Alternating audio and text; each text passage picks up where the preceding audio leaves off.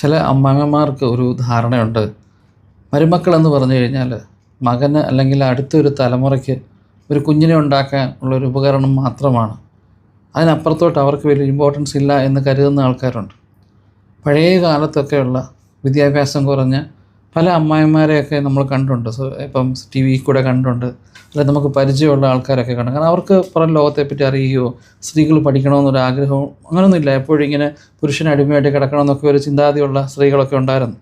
എന്നാൽ ഇന്ന് ഈ പഠിത്തം വളരെ ഉള്ള ആൾക്കാരിൽ പോലും ഇങ്ങനെ ചിന്താഗതി വരിക എന്ന് പറഞ്ഞാൽ വളരെ മോശമായൊരു കാര്യമാണ്.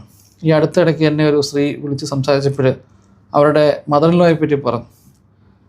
പേര് പറഞ്ഞപ്പോൾ തന്നെ ഏകദേശം എനിക്കറിയാം, കാരണം അത്യാവശ്യം ഫേമസ് ആയ ഒരു ലേഡിയാണ്. ഇവർ ഈ മരുമക്കളോട് ചെയ്യുന്ന രീതി എന്ന് പറഞ്ഞു കഴിഞ്ഞാൽ ഭയങ്കര ഭയാനകരമാണ്. അവരുടെ കൺസെപ്റ്റ് എന്ന് പറഞ്ഞാൽ മകനെ കല്യാണം കഴിപ്പിക്കുന്നത് മക്കളുണ്ടാകാൻ വേണ്ടിയിട്ടാണ്, അടുത്തൊരു തലമുറ ഉണ്ടാകാൻ വേണ്ടിയിട്ടാണ്. ആ തലമുറ ഉണ്ടായി കഴിഞ്ഞ് കഴിഞ്ഞാൽ, അല്ലെ ആ കുഞ്ഞുങ്ങളൊന്ന് എഴുന്നേറ്റ് നടക്കാൻ തുടങ്ങി, അല്ല അത് പഠിക്കാൻ തുടങ്ങി കഴിഞ്ഞാൽ പിന്നെ ഈ മരുമകളുടെ ആവശ്യമില്ല വീട്ടിൽ. നിനക്ക് വേണ്ടെങ്കിൽ നീ ഡിവോഴ്സ് മേടിച്ച് പൊയ്ക്കോ, നിനക്ക് എന്തെങ്കിലും കൊണ്ടുവന്നെങ്കിൽ അതും കൊണ്ട് പൊയ്ക്കോ, നിനക്ക് എത്ര രൂപ വേണം ഞാൻ തന്നു വിട്ടേക്കാം എന്നുള്ള കൺസെപ്റ്റിലൊക്കെ ചിന്തിക്കുന്നത്. കൊച്ചുമക്കളോടും പുള്ളിക്കാരിക്ക് ഒരു കുഴപ്പമില്ല, പക്ഷേ മരുമകളോട് ഭയങ്കര പ്രശ്നമാണ്. മരുമകൾ എന്ത് ചെയ്താലും പ്രശ്നമാണ്. ഇനിയും ഈ മരുമകൾ നാട്ടിലാണ്, മകൻ ഗൾഫിലാണ്. മകൻ ഗൾഫിൽ നിന്ന് നാട്ടിൽ വന്നു കഴിഞ്ഞാൽ ഈ അമ്മ എന്തെങ്കിലുമൊക്കെ പരിപാടികൾ ഒപ്പിച്ച് ഇവരെ ഒരുമിച്ച് കിടത്താതിരിക്കാനുള്ള പരിപാടികൾ നോക്കും. എന്തൊക്കെ രീതിയിൽ ജോലി കൊടുക്കാൻ പറ്റുമോ മരുമകൾക്ക് കൊടുക്കാൻ ശ്രമിക്കും.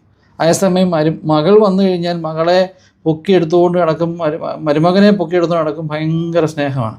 ഇവർക്കൊരു മകനും കൂടെ ഉണ്ട്. ഈ മകൻ രണ്ടാമത്തെ മകൻ ഈ അമ്മയുടെ ഈ സ്വഭാവം കണ്ടിട്ട് തന്നെ കല്യാണം കഴിഞ്ഞ് അപ്പോഴേ അവൻ സ്ഥലം വിട്ടു ഭാര്യയും കൊണ്ട്. അവൻ വേറൊരു സ്ഥലത്ത് ഭാര്യയുമായിട്ട് സുഖമായിട്ട് കഴിയുകയാണ്. വല്ലപ്പോഴെങ്ങാനും വീട്ടിൽ വന്ന് ഒരു ദിവസം നിന്ന് വൈവേ പറഞ്ഞങ്ങ് പോകും. പക്ഷേ ഈ സ്ത്രീ ഈ വീട്ടിൽ നിന്നത് കാരണം ഇവരെ മാക്സിമം ടോർച്ചർ ചെയ്യാണ്. അവസാനം ഇവർ ഗതികെട്ട് ചോദിച്ചു, അമ്മ എന്തിനാണ് ഞങ്ങളെ കല്യാണം കഴിപ്പിച്ചത്, ഇങ്ങനെ ഞങ്ങളോട് പെരുമാറാണ്, എന്തിനാണ് കല്യാണം കഴിപ്പിച്ച് വെച്ചപ്പം ഇവർ പറയാണ് അടുത്തൊരു തലമുറ ഉണ്ടാക്കാൻ വേണ്ടി മാത്രമാണ്. ഈ പെൺകുട്ടി പഠിച്ചൊരു സ്ത്രീയാണ്, ഇവർക്കൊരു ജോലിക്ക് ഇവരെ വിടത്തില്ല.